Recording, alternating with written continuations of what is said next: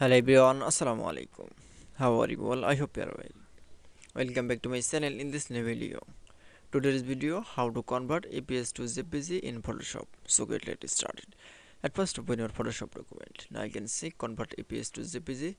Now you can see firstly open the EPS. Now go into the file menu option, then click. Now click from open option. Now you can see now find your EPS file. Now select from EPS file. Now click from open option. Now you can see then show the open EPS file. Then EPS file convert to JPG. Now go into the again file menu option, then click. Now click from save as option. Now you select from file name. Now choose from name. Now select from format option. Now select from click. Now select from JPG option. Now select from save option.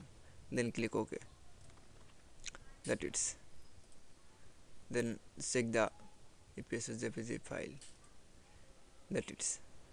Now you can see convert EPS to JPG in Photoshop document is very easily. I hope you enjoyed the video. Please like, comment, share and subscribe.